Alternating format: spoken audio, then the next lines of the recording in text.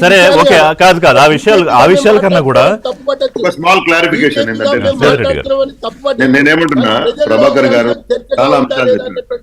వాస్తవం. ఒక నిమిషం, ప్రభాకర్ గారు ఏం చెప్తున్నారంటే బీఆర్ఎస్ టిఆర్ఎస్ జాతీయ అధ్యక్షులు ఎవరు, వాళ్ళు వీళ్ళు కుటుంబాలు రకరకాలు మాడుతున్నారు. నేనేమంటున్నానంటే, ఒకటి బీఆర్ఎస్ పార్టీ టిఆర్ఎస్ గా ఉన్నప్పుడు తెలంగాణ రాష్ట్ర ఉద్యమంలో ప్రముఖంగా ఉంది, కీలక పాత్ర పోషించిందనే విషయం అందరికీ తెలుసు. కేసీఆర్ ఉద్యమ నాయకుడు అని ప్రజలు ఇక్కడ ప్రజలు అల్టిమేట్ అండి ప్రజాస్వామ్యంలో. 2 సార్లు అధికారం ఇచ్చిన సందర్భంగా ప్రజలు ఓటుతో చెప్పిండ్రు. ఎవరేం మాట్లాడినా కానీ తెలంగాణ ఉద్యమ నాయకుడు కేసీఆర్ అనే విషయాన్ని చెప్పిండ్రు కాబట్టి అధికారం ఇచ్చిండ్రు. పరిపాలనని ఎండార్స్ చేసిండ్రు కాబట్టి సెకండ్ టైం అధికారం ఇచ్చిండ్రు. ఒకవేళ మేము ఓడిపోతే కూడా ఏదో అధ్వానంగా కాదండి, 37.5% ప్రజలు ఓటేసిండ్రు, 39 మంది ఎమ్మెల్యేలను గెలిపించిండ్రు. కానీ శ్రీధర్ రెడ్డి గారు ఒక దశలో మీరు కూడా ఒప్పుకుంటారు కాదు, ఓటమి అనే పదానికి అసలు మీ పార్టీ అడ్రస్ తెలియదు, ఎప్పటికీ గుర్తుపట్టలేదు అని అనుకున్నారు కదా ఎన్నికలకు ముందు. అయితే మీరు ఒకటండి, ఏ పార్టీకైనా ఆత్మవిశ్వాసం ఉండడము ముఖ్యము. మేము అదే చెప్తున్నాం కదా, 1.5%, 1.6% లో మాత్రమే ప్రజల తీర్పు వేరేలాగా ఉండింది.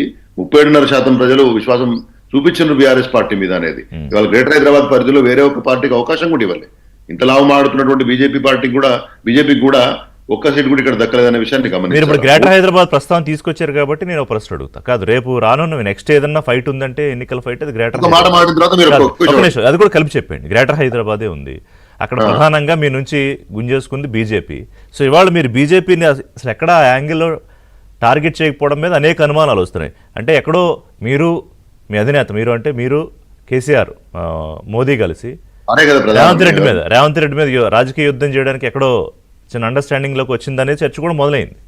అసలు ఆ అవకాశం లేదు, ఆ అవసరం లేదు. ఒకటి గుర్తుపెట్టుకోండి, ఎక్కడ కూడా మొన్న రీసెంట్ గా కూడా కేసీఆర్ గారు చాలా క్లియర్ గా స్టాండ్ ఒకటి ఇచ్చారు. స్వంతంగా బీఆర్ఎస్ పార్టీ వచ్చే ఎన్నికల్లో ఏ రకమైన ఎన్నికలు వచ్చినా విజయం సాధిస్తుంది. వచ్చే అసెంబ్లీ ఎన్నికల్లో అద్భుతమైనటువంటి మెజారిటీ తోటి ఈ రాష్ట్రంలో బీఆర్ఎస్ పార్టీ ప్రభుత్వం స్థాపిస్తుంది. దాంట్లో ఎటువంటి సందేహం లేదు. నిన్న మా బీఆర్ఎస్ సోషల్ మీడియా కార్యకర్తల మీద కానీ అతి ఉత్సాహం చూపిస్తున్నటువంటి కొందరు పోలీస్ అధికారులను ఉద్దేశించి వారు ఏం చెప్పినరు, వారి పేరు చెప్తూ అందరికీ చెప్పినట్టే అది. మీరు సాయంత్రం పోయి ఇళ్లలో మీ డైరీలలో రాసుకోండి, వచ్చే ఎన్నికల్లో అసెంబ్లీ ఎన్నికల్లో బీఆర్ఎస్ పార్టీ ప్రభుత్వాన్ని తెలంగాణలో ఏర్పాటు చేస్తుందనే విషయం చెప్పారు. దాంట్లో ఎవరికి సందేహం ఉండాల్సిన అక్కర్లేదు. నెంబర్ 1. నెంబర్ 2, ఇంతకుముందు కవిత గారిని కానీ ఇంకోళ్ళని కానీ వారు మాట్లాడుతున్నప్పుడు కేటీఆర్ గారిని కానీ మీ మాటల్లో ద్వేషం కనబడుతుందనే విషయాన్ని గమనించాలా. ప్రజాస్వామ్యంలో ఎన్నికల ద్వారా గెలిచారు కేటీఆర్ గారు, మంత్రిగా పనిచేశారు, తెలంగాణ రాష్ట్రం యొక్క అభివృద్ధికి హైదరాబాద్ గురించి పనిచేశారు. ఇవాళ మీరు సరే ఫ్యామిలీ అంటున్నారు, ఇంకోటి అంటున్నారు. చంద్రబాబు నాయుడు గారికి కుటుంబం నడిపిస్తున్నటువంటి పార్టీ కదా టీడీపీ. ఎందుకంటే అక్కడ పోయి పొత్తు పెట్టుకున్నారు? పవన్ కళ్యాణ్ గారు ఏమన్నా ఆయనకు అధికారం వస్తే అన్నను ఎమ్మెల్సీని చేశాడు, ఎవడన్నా పనిచేసిన కార్యకర్తను చేసినాడు? మరి మాట్లాడదు కాదు. ఒక నిమిషం శ్రీధర్ రెడ్డి గారు, ఒక బ్రేక్ తీసుకుంటా. బ్రేక్ తర్వాత కాంగ్రెస్ పార్టీ చంద్రబాబు ప్రస్తావన మీరు తీసుకొచ్చారు కదా, చంద్రబాబు పేరు ఎందుకు తలుచుకుంటున్నారు కేసీఆర్? గతంలో బయటకు వచ్చినప్పుడు ఇప్పుడు కూడా ఆయన ప్రస్తావన లేకుండా ప్రసంగం ఎందుకు ముగించట్లేదు? ఇది కూడా మాట్లాడదాం.